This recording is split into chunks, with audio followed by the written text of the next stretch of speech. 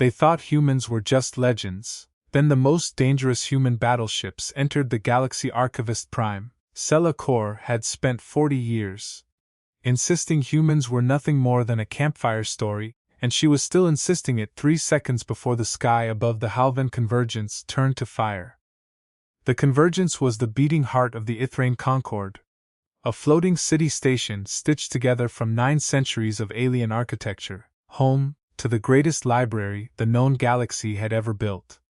Sela had built her career cataloging myths, and none had amused her more than the ancient tale of a species called humanity, a story so old it predated even the Concord's founding, passed down through 100 cultures as a warning about creatures who built weapons out of desperation and never forgot a wrong done to them. Scholars called it allegory. Sela called it nonsense. Then the alarms tore through the Convergence's lower decks, and every screen lit up with a single image. 7 vessels dropping out of transit at the edge of Concord space, black-hulled, utterly silent, shaped like nothing in any Concord database. Identify them, she snapped at her assistant, more out of habit than expectation. The answer made her blood run cold. The ships had identified themselves, not with weapons, not with demands, with a single word, broadcast on every frequency across the entire system, spoken in a language the translation engines had never needed before, because no living species had used it in 800 years. Human. But this moment, the one that would end with the galaxy's oldest assumptions burning alongside its oldest myths, had not begun that day. It had begun 3 weeks earlier, in a quiet debate chamber, with an argument nobody thought would matter. The Ithrain Concord was not an empire built on conquest. It was built on memory, an alliance of 41 species bound together by a shared belief that knowledge, carefully preserved, was the only defense against the kind of catastrophic mistakes that had destroyed a dozen civilizations before the Concord's founding. Among its oldest records was the Varith Accord, a treaty signed 8 centuries earlier, with a species that no longer had any living representatives. A species the Concord's founders had once fought a war so devastating that the survivors agreed, unanimously, never to speak of it in detail again. What remained was fragments, a name, humanity, a warning about their capacity for ingenuity under pressure, and a single sealed clause in the accord that no Concord official in 300 years had bothered to translate, because the species it concerned was, by every measure the Concord possessed, extinct. Councillor Devrin Oss, the youngest member of the ruling council, had made the mistake of asking why that clause had never been opened. His colleagues laughed. Archivist Kor, called in to settle the matter, delivered her professional opinion with total confidence. Humanity was folklore, invented by a defeated culture that needed someone to blame for their own losses. The council closed the debate and moved on. Nobody realized how badly that confidence would soon be tested. What none of them knew, because it had been deliberately hidden from Concord records for 800 years, was that humanity had never been defeated at all.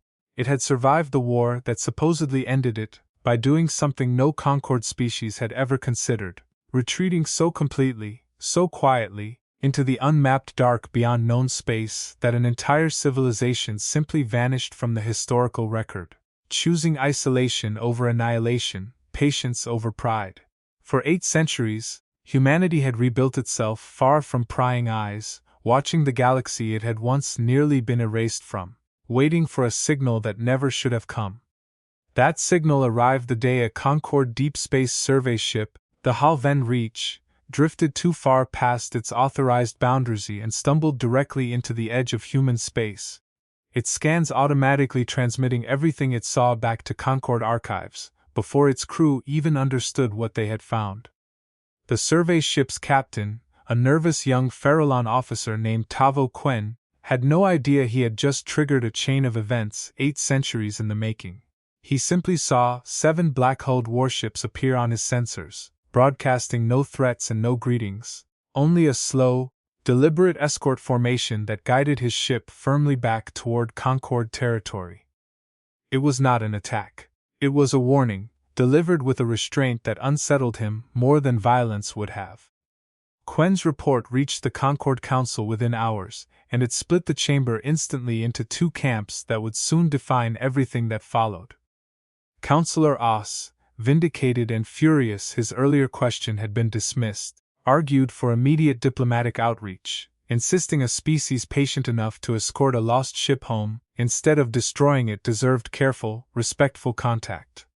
Fleet Marshal Yendra Voss, commander of the Concord's defense forces, argued the opposite with equal conviction. Any species capable of remaining hidden from Concord censors for 8 centuries was either extraordinarily advanced or extraordinarily dangerous, likely both, and the only responsible response was overwhelming defensive posture before any contact was attempted.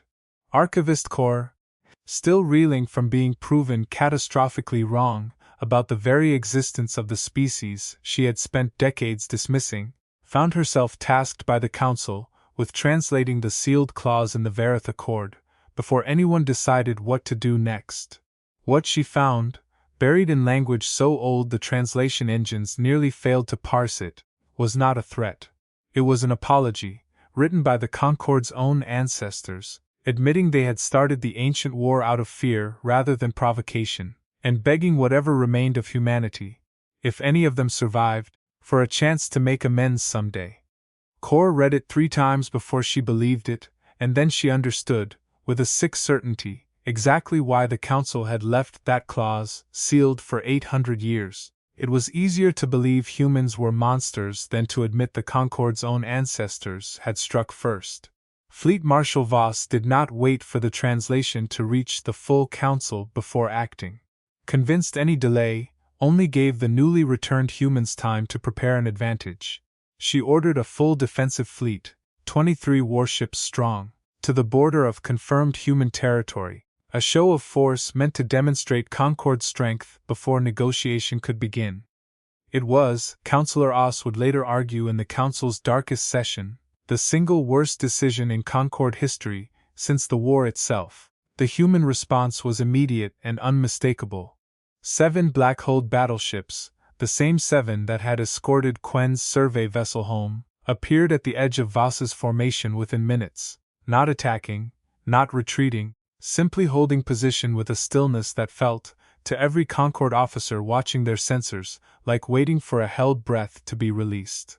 Voss, reading the silence as weakness, rather than restraint, gave the order to advance. It was the last order she gave before the battle that followed, rewrote every assumption the Concord had ever held about the limits of military technology. The engagement lasted under 4 minutes, and it ended not because either side ran out of weapons, but because the humans stopped fighting, the moment it became clear the Concord fleet could no longer meaningfully resist. Concord shields, built on principles unchanged for 3 centuries, folded against human weapons that bypassed conventional defenses entirely, striking with surgical precision that disabled engines and weapons systems while leaving life support and crew quarters almost untouched. Ship after Concord vessel went dark, adrift but intact, crews shaken but alive, and Voss watched from her own crippled flagship as the human battleships simply stopped, hanging silent in the void, weapons powered down. It was not the massacre her worst fears had predicted. It was something far more unsettling, a demonstration, precise and deliberate, of exactly how much devastation humanity had chosen not to inflict. When the communication channel opened, the voice that came through was calm, almost gentle, utterly without triumph. "We told your survey ship we did not want conflict," it said. "You brought us a war fleet instead.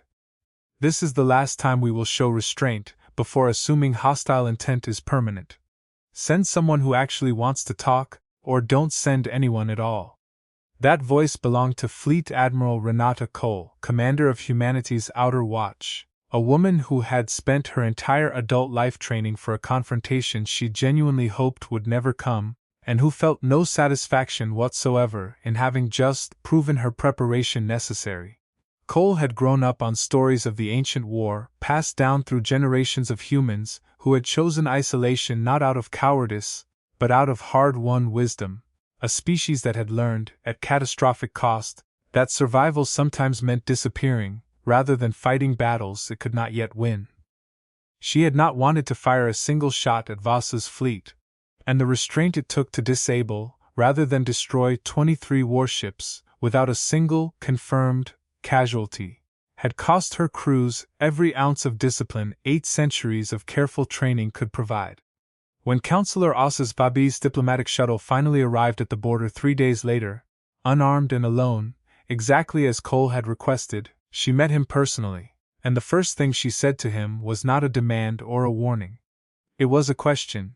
"Did you know about the sealed clause in the Vareth Accord?" she asked. "Or did your council leave us as folklore because the truth was too uncomfortable to keep in the history books?"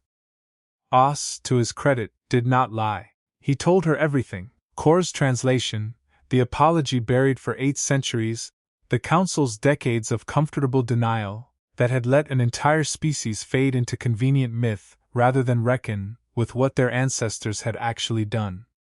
Cole listened without interrupting, and when he finished, she was quiet for a long moment before answering. "My people didn't come back to punish anyone for what happened 800 years ago," she said. "We came back because we finally believed we were strong enough that returning wouldn't mean disappearing again. Whether that return becomes a war or a beginning depends entirely on what your council does next." The negotiations that followed were slow, careful, and repeatedly threatened by voices within the Concord, who still preferred the comfortable fiction that humanity was a threat to be contained, rather than a wronged people owed an honest reckoning. Fleet Marshal Voss, stripped of her command in the political fallout that followed the battle, spent the following years doing something she never expected. Working directly under Admiral Cole's staff, learning human strategic doctrine firsthand, driven less by ambition than by a genuine hard-earned respect for an enemy who had every justification to destroy her, and chose, instead, to teach her better instincts. The formal treaty was signed a year later, not in the grand ceremonial halls of the Convergence, but in the quiet observation deck of Cole's own flagship, witnessed by representatives from all 41 Concord species, and by a small, unassuming delegation of humans who had waited 8 centuries for a moment like this, and treated it with less ceremony than most Concord officials treated their morning briefings. Archivist Cor, invited as the scholar who had finally uncovered the truth the Concord tried to bury, stood at the edge of the room and felt something she had not expected to feel toward a species she had spent 40 years calling a myth.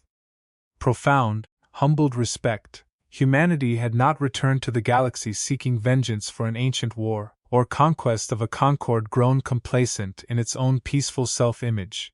It had returned carrying nothing but the patience of 8 centuries and a simple, unshakable insistence on being treated honestly, and it had proven, in a battle that lasted under 4 minutes, that it had more than earned the right to demand exactly that.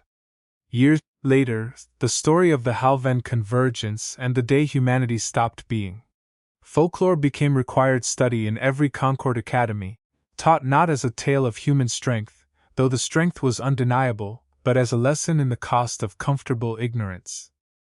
Councillor Os, eventually elected to lead the council himself, kept a single line from the Vareth Accord's sealed clause framed above his desk as a reminder never to let convenience replace truth again. But even as the treaty held, Archivist Cor never stopped searching the ancient records for a detail that still nagged at her. Buried in the oldest fragments of the original war, 800 years earlier. The reason the war started at all. The official records spoke of fear and misunderstanding, but the deepest archives, ones even Admiral Cole's people had not fully declassified, hinted at a third party present during those final catastrophic battles, an unidentified force that vanished from every record the moment the war ended, as though it had simply walked away once its work was done. Cor found the same unexplained signature buried in 3 separate Concord archives, always at the edges of catastrophe, always gone before anyone could identify it, and she began to wonder, with a chill she could not shake, whether the war between humanity and the Concord's ancestors had truly been a misunderstanding at all, or whether something else, patient and unseen, had spent 8 centuries making certain the 2 oldest powers in the galaxy never had a reason to trust each other again.